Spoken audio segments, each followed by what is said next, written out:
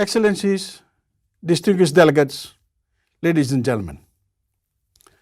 When we first set out on our decade of action, we knew that the obstacles that faced us were already great.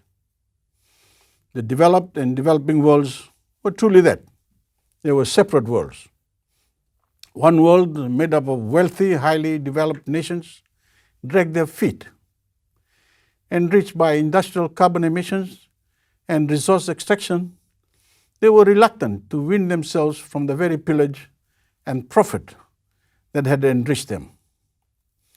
Meanwhile, in the other world, most post-colonial societies were hindered by exclusive economic policies and held back by a high cost of borrowing to fund foundational development of our countries.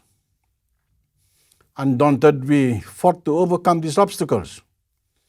We strove to provide our people with basic necessities, with roads, with bridges, schools, clean water, electricity, and affordable housing. We worked to lay the groundwork for the type of economic growth and prosperity boasted by our richer neighbors. But time and time again, we watch helplessly as the hard-fought progress we achieve is destroyed by a changing climate. We can ignite flames of hope and progress, but in the blink of an eye, that light can be extinguished. Then as we reeled from one crisis, we were dealt with another. As COVID-19 swept across the globe over the past year, our two worlds have been left feeling a universe apart. Vaccines, rather than serving as a political healer, have been weaponized as diplomatic leverage.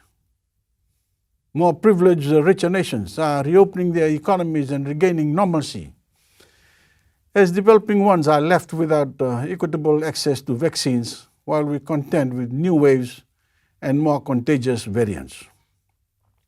It's safe to say that the past year, or perhaps the last millennium, has been defined not by inclusivity, but by self-interest. While the global recovery from COVID-19 presents an immense challenge, it also poses an immense opportunity.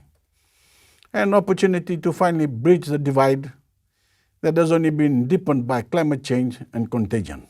The funding of green job creation, the transition to net zero shipping fleets, the establishment of clean energy production, the mass expansion of carbon sinks, the cultivation of climate-conscious industries like fishing and agriculture, and perhaps most importantly, the exchange of debts for the deliverance of green and bluer development. And I encourage all leaders and climate champions at this year's P4G Summit to challenge yourself and challenge each other, not to allow us to fall back to the status quo. Thank you.